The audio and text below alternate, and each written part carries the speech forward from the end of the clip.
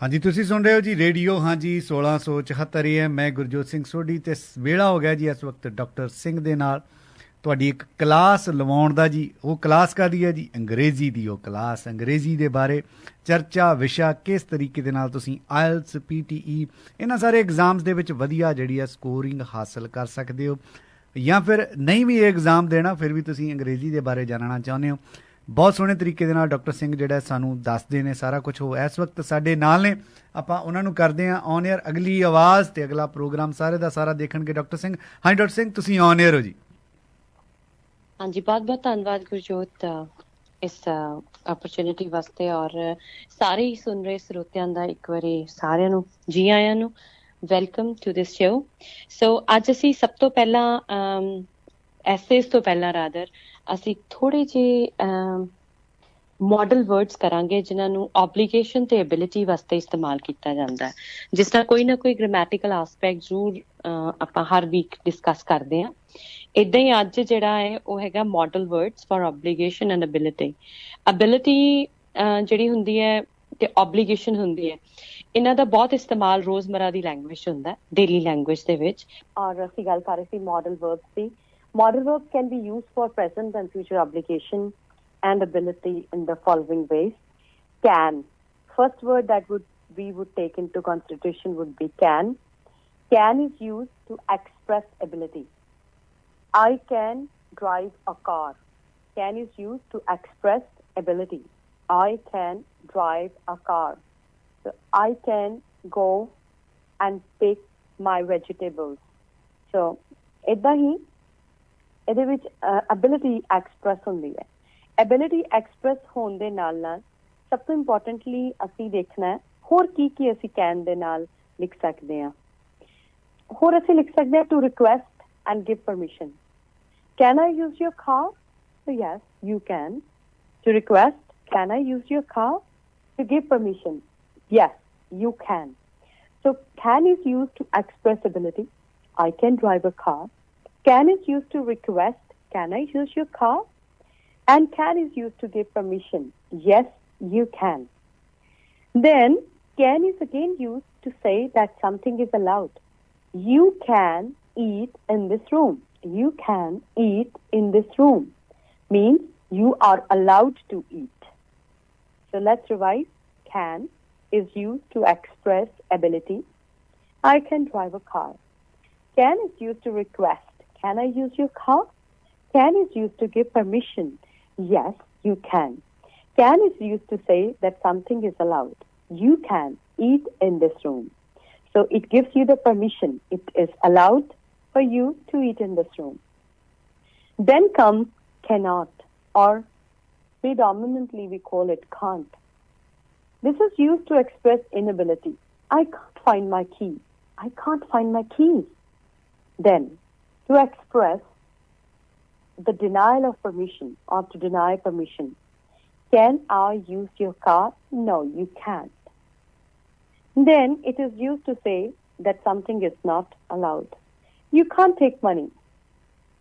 Now, again, let's revise. Cannot is used or can't is used to express inability. Inability like, I can't find my keys. Then, to deny permission, can I use your card? No, you can't. To say that something is not allowed, you can't take money. It is not allowed to take money. Then comes the difference between can and cannot. Can talks about the yes things, whereas cannot talks about the no things, as it is obvious from the model of the word itself. Then comes might, may, could. As I explained this earlier on the radio show one day, that the might that you use here, like you say, how are you might? It's not might, it's mate. So the spellings for that mate is M-A-T-E. Mate there means buddy. But this might is M-I-G-H-T. M-I-G-H-T. Might, may, could. This is used to express possibility in the present and future. Might, may, could is used to express possibility in the present and future. Prisons might become overcrowded. It is possible that prisons can be overcrowded. Prisons might become overcrowded. In the negative, it is more common to use might not, may not, in order to express negative possibility. Might, may, could, to express possibility in the present and future.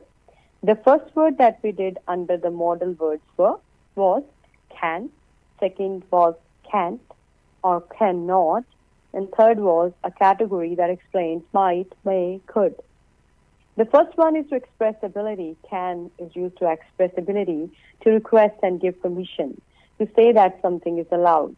Cannot is used to express inability, to deny permission, and to say that something is not allowed. Might, may, could is used to express possibility in the present and future. Then comes should. Should is used to express a recommendation. People should try to be kind to others. People should try to be kind to others. It's a good thing to do when this is taken into consideration, that people should try to be kind to others. In other words, they are trying to say that it is a good thing to be kind to others. So should is used to express a recommendation. Number two, should is used in the negative to express a negative recommendation. People shouldn't be horrible to others. It is a bad thing to do. People shouldn't be horrible to others. It is a bad thing to be horrible to others. So this means shouldn't is expressing the negative aspect of recommendation. Then comes must. Must is used from the speaker's point of view to express a strong obligation. Must is used from the speaker's point of view to express a strong obligation. He must go to prison. I think it is necessary for him to go to prison. I think it is necessary is replaced by the word must. He must go to prison. I think it is necessary for him to go to prison. Listen very carefully. We are in the category that is talking about should. Should for recommendation. Must for speaker's point of view to express a strong obligation. Must not. Must not is used from the speaker's point of view to say that something is not allowed. You must not take money. I think it is not allowed to take money. You must not take money. I think it is not allowed to take money.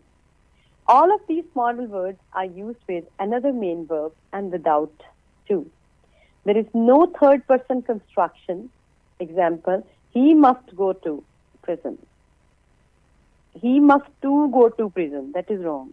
So this is a model word with which to is not used. Make sense?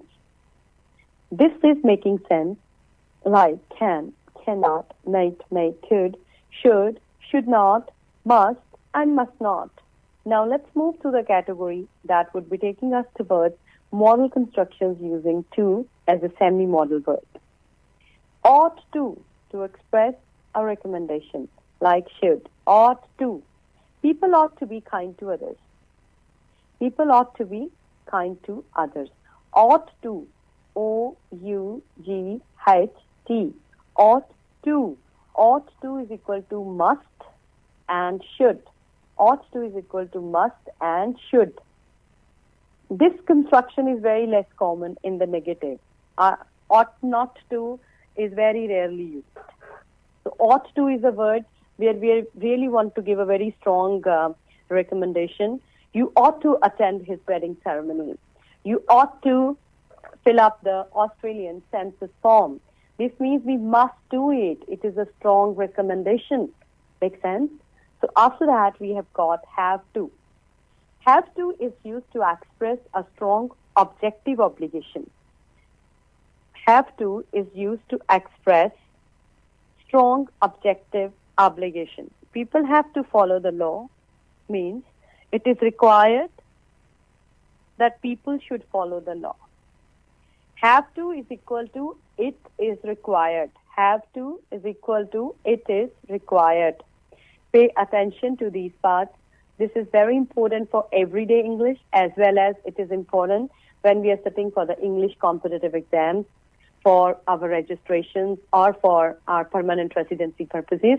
Whether you are sitting for IELTS, PTE, TOEFL, CAE, GMAT, GRE, SAT, any examination, the base of English must be clear.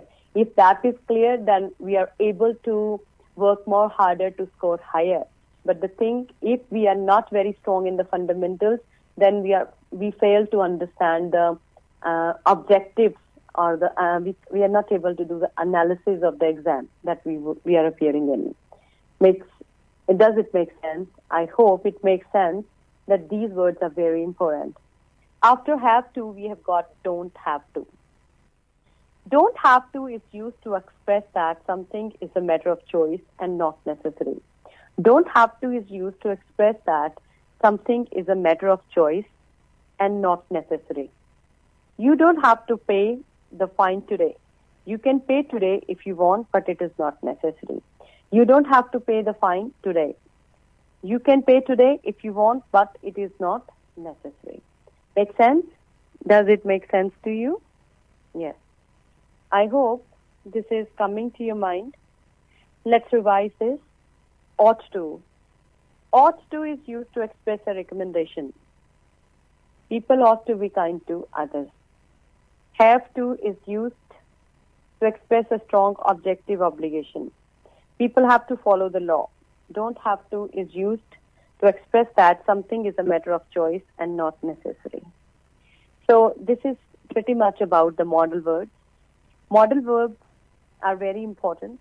So pay attention. This will help you to understand the basics of English more clearly.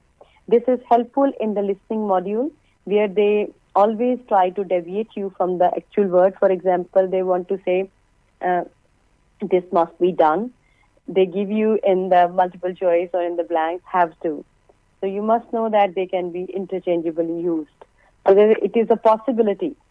When they talk about it is a possibility, so we need to know which word can present it, might.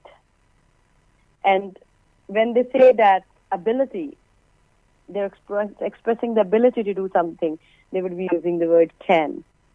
When there comes a recommendation, you have to do it, you ought to do it, you don't have to do it, you shouldn't do it, you must not do it, you must do it, should do it. You should try to understand the difference. You should know how to demarcate between them. So this is how modal words help us to explore more of the reading and listening modules. Make sense? And this part of the grammar is very important when we are writing the writing module part 2 essay. Last, in the conclusion, if we happen to use the words like ought to, must, or should, it makes a better sense of the essay. I strongly recommend you to use one of this category of the words. Now, we would proceed towards the essay topic for today. The first topic that I'm going to talk about is aquariums. It is about aquariums and wildlife sanctuaries. Well, from examination point of view, this topic is also important. So let's get rid of this one so that the people who are appearing in the coming weeks can get little bit advantage of that. Because I can only say that these are one of the important topics. First is aquariums and wildlife sanctuaries. Aquariums and wildlife sanctuaries. Spellings for sanctuaries would be SANCTUARIES. Aquariums and wildlife sanctuaries are seen as sources of education, entertainment, and for life-saving research. Aquariums and wildlife sanctuaries are seen as sources of education, entertainment, and for life-saving research. However, confining animals in this way is being criticized. Aquariums and wildlife sanctuaries. Aquariums and wildlife sanctuaries are seen as sources of education, entertainment, and for life-saving research. However, confining animals in this way is being criticized. Confining animals in this way is being criticized. Full stop. Discuss some of the arguments for and against the maintenance of zoos. Discuss some of the arguments for and against the maintenance of zoos. ZOOS, zoos. Full stop. I have a request to make before I repeat the topic. Jade jane drive kar rahe hai. The people who are driving right now and they have their frequency on, please pay attention that you shouldn't note down anything while driving. Just listen, and you can also listen the repeat broadcast on Sunday. But those who are at home or those who have the pencils and pens in their hands and are not driving, they are most welcome to note down the points. But make sure when you are driving, don't write and don't deviate from the driving. Listen if you are able to listen, and try to drive very carefully. Your life is more important than anything else. Okay, so let's continue. I would give the topic first. Aquariums and wildlife sanctuaries are seen as sources of education, entertainment, and for life-saving research. However, confining animals in this way is being criticized. Discuss some of the arguments for and against the maintenance of zoos. So this is an important topic. Let me give you the translation of this topic in Punjabi.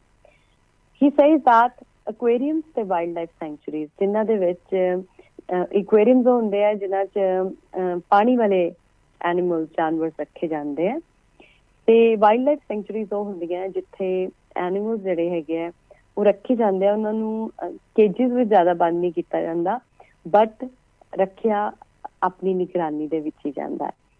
So they are soon seen as sources of education, entertainment and for life-saving research. ਕਹਿੰਦੇ ਕਿ entertainment ਵਾਸਤੇ, education ਵਾਸਤੇ ਤੇ research ਵਾਸਤੇ ਸਹਾਇਕ ਹੁੰਦੇ ਨੇ animals. ਪਰ ਦੂਜੇ ਪਾਸੇ ਇਹਨਾਂ animals ਨੂੰ wildlife sanctuaries, aquariums ਦੇ ਵਿੱਚ ਰੱਖਣਾ ਕੁਝ ਲੋਕਾਂ ਨੂੰ ਚੰਗਾ ਨਹੀਂ ਲੱਗਦਾ ਤੇ ਉਸ ਦੀ ਤਾੜਨਾ ਕਰਦੇ ਆ. Discuss some of the arguments for and against the maintenance of zoos. ਉਹਨੇ ਸਵਾਲ ਪੁੱਛਿਆ ਕਿ ਕੁਝ ਆਰਗੂਮੈਂਟਸ ਫੋਰ ਤੇ ਕੁਝ ਅਗੇਂਸਟ ਹੈਗੇ ਆ ਜ਼ੂਜ਼ ਨੂੰ ਮੇਨਟੇਨ ਕਰਨ ਦੇ.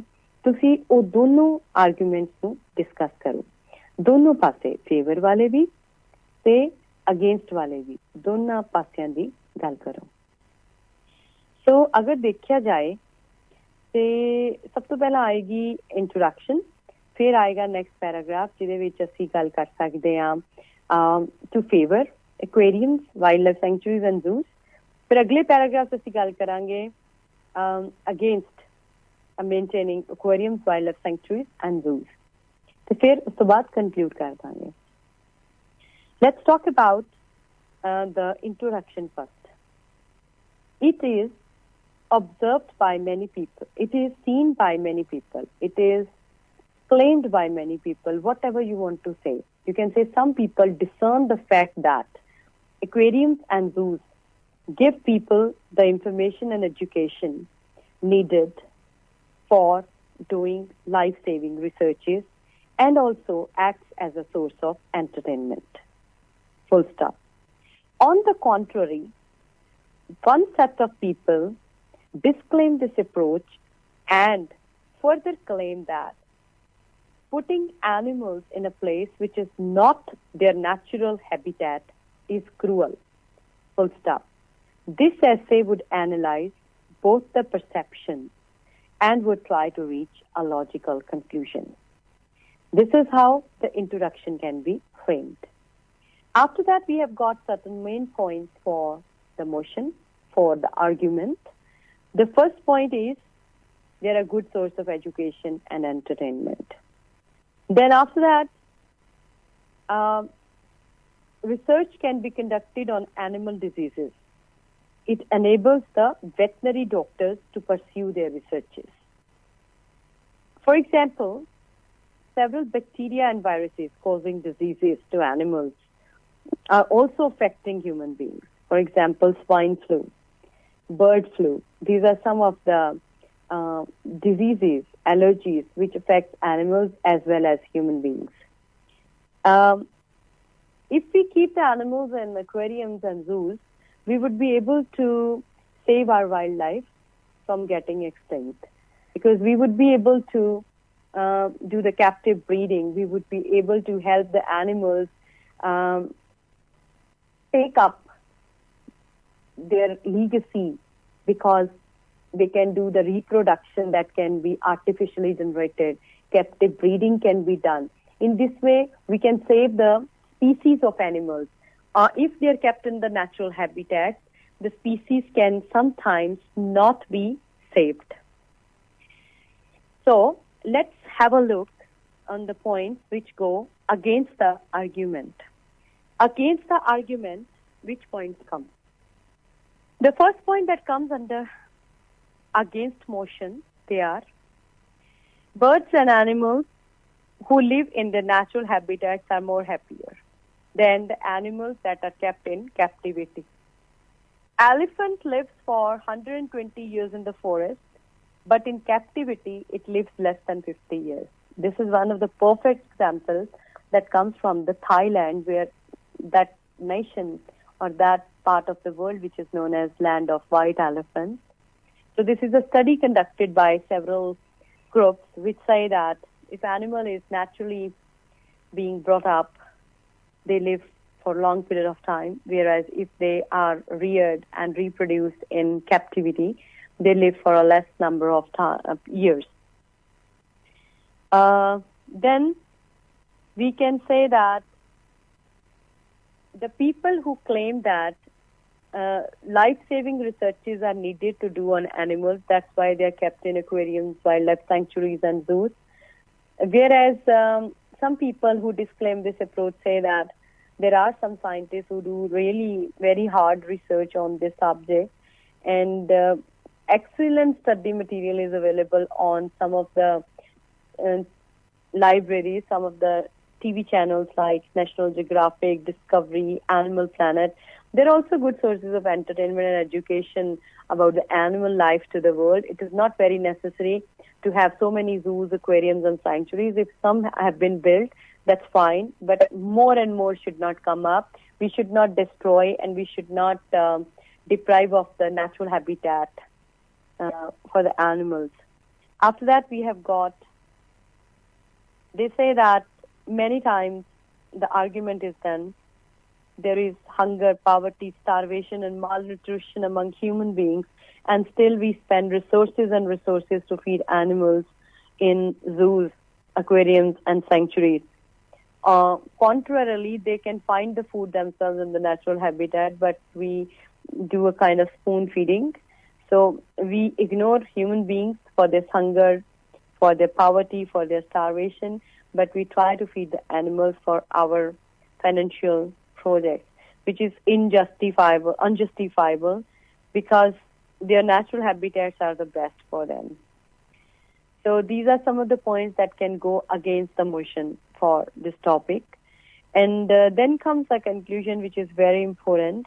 We can say that, to conclude, on humanitarian grounds, it becomes imperative to think and analyze that in captivity, animals are being treated unjustifiably, which is in itself a violation of animal rights. The entertainment and education that comes from zoos and aquariums can easily be replaced by some of the important documentaries available. We need to come forward and educate the people around us to spread awareness among the folks that keeping animals in captivity can bring negative consequences. It becomes an obligation on the part of governmental and non-governmental bodies to raise such issues and enact some laws to save the animals from being kept in the captivity. And the resources must be utilized to satisfy the needs of the humans, to satisfy the fundamental needs of food, shelter, and clothing for the humans. This is how we can conclude this essay. This is a little provocative thought, because bringing the human beings in can strengthen the topic for us. It would be a new point that can help us make a nice point. So this is very much about this essay. So this finishes here. ਤੇ ਅਸੀਂ ਕੀਤਾ ਹੁਣ ਤੱਕ model verb ਤੇ ਐਸੇ ਤੇ ਹੁਣ ਛੋਟੀਆਂ ਕੁਝ ਚੀਜ਼ਾਂ ਨੇ ਜਿਹੜੀਆਂ ਰਾਈਟਿੰਗ ਮੋਡਿਊਲ ਨੂੰ ਕੰਪੀਟੀਟਿਵ ਐਗਜ਼ਾਮਸ ਤੇ ਜਿਹੜੇ ਹੁੰਦੇ ਨੇ ਉਹਨਾਂ ਨੂੰ ਸਟਰੋਂਗ ਕਰਦੀਆਂ, ਪਲੱਸ ਸਾਡੀ ਐਵਰੀਡੇ ਇੰਗਲਿਸ਼ ਦੇ ਵਿੱਚ ਵੀ ਸਾਨੂੰ ਇੱਕ ਮੋਮੈਂਟਮ ਦਿੰਦੀਆਂ। ਅਸੀਂ ਅੱਜ ਉਹਨਾਂ ਫਰੇਜ਼ਿਸ ਔਰ ਉਹਨਾਂ ਵਰਡਸ ਬਾਰੇ ਗੱਲ ਕਰਾਂਗੇ। ਸਭ ਤੋਂ ਪਹਿਲਾਂ ਅਸੀਂ ਉਹਨਾਂ ਵਰਡਸ ਨੂੰ ਵਿਚਾਰਾਂਗੇ ਜਿਹੜੇ ਮੈਂ ਨੋਰਮਲੀ ਜਦੋਂ ਐਸੇ ਲਿਖਾ ਰਹੀ ਹੁੰਦੀ ਹਾਂ ਉਹ 'ਚ ਬੋਲਦੀ ਹਾਂ। It is seen, it is observed, it is clear that, it is a common belief that, ਇੱਦਾਂ ਦੇ ਵਰਡਸ ਬਾਰੇ ਥੋੜ੍ਹੀ ਜਿਹੀ ਆਪਾਂ ਡਿਸਕਸ਼ਨ ਕਰਾਂਗੇ ਔਰ ਤਾਂ ਕਿ ਤੁਹਾਨੂੰ ਇੱਕ ਮੋਮੈਂਟਮ ਮਿਲ ਸਕੇ। ਸਭ ਤੋਂ ਪਹਿਲਾਂ ਜਿਹੜਾ ਲਾਈਨ ਹੈ ਜਿਹਨੂੰ ਮੈਂ ਕੁਐਸਚਨ ਆਖਦੀ ਹਾਂ with a shortcut, it is an undeniable fact that most of the time I have seen when people write their exams or when people are doing preparation, they just use the word it is undeniable that, but that is technically wrong. It is an undeniable fact that. After that you can write whatever you want, whatever the topic sentence is. It is a well-known fact that. It is an undeniable fact that. It is a well-known fact that. Then we can use the word it is difficult to believe that. This sentence is very important. It is difficult to believe that. It cannot be denied that. It cannot be denied that. It is quite evident that. It is quite evident that. It is pronounced as quiet, but it is Q-U-I-T-E here. Quite. It's quite evident that. Then we can use the word, it is quite logical to believe that. It is quite logical to believe that. It cannot be ignored that. First, it is an undeniable fact that. It is a well-known fact that. It is an undeniable fact that. It is a well-known fact that. It is difficult to believe that. It cannot be denied that. It is quite evident that. It is quite logical to believe that. It cannot be ignored that. These are some of the sentence beginnings that we can use in the essay. Then we can use the words like the first aspect to point out is that. The first aspect to point out is that. The first aspect to point out is that. The first thing to be stated in this context is. The first thing to be stated in this context is. The first thing to be stated in this context is. These are some of the important beginnings that can be used while writing or in our everyday conversation. Very important and to be noted. That's why I'm going a bit slow on this, so that I'm going a bit slower so that these points can be grasped in the mind. Now, after this, we have some more things that can be added to the same line of sentences. In view of these facts, comma, in view of these facts, comma, it is quite likely that. It is quite likely that.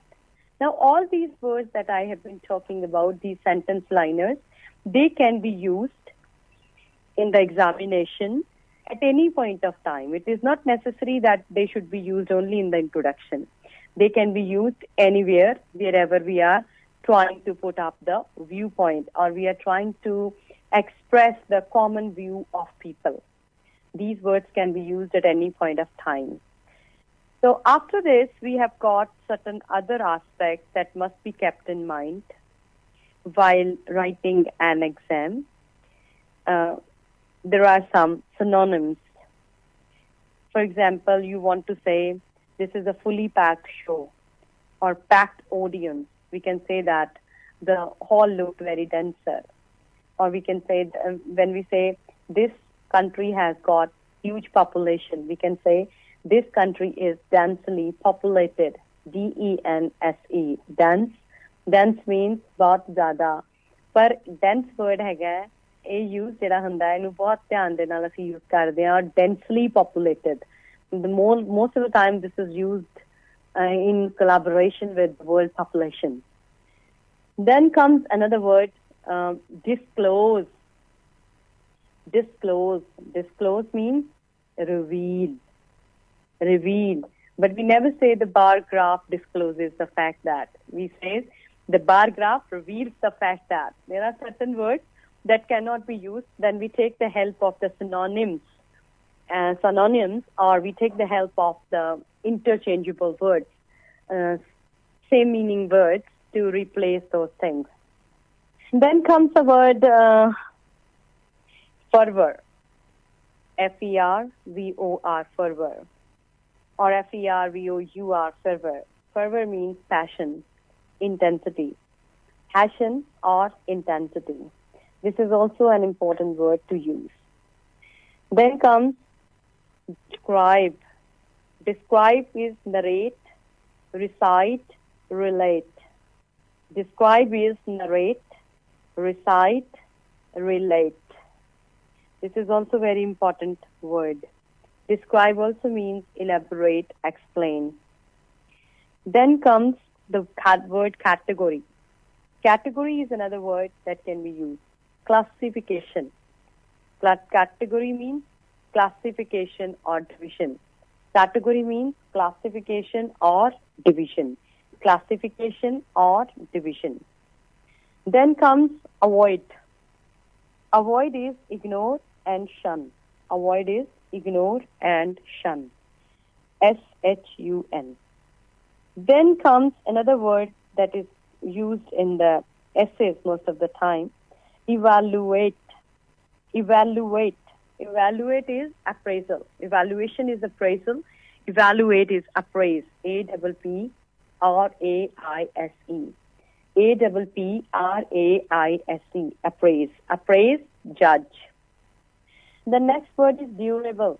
Durable is constant or lasting. Durable is equal to constant or lasting. Durable is equal to constant or lasting. Then comes the word answer. Answer. Respond. Reply. Answer can be replaced by, he didn't answer my call. He didn't respond to me. He didn't reply to me. Yeah?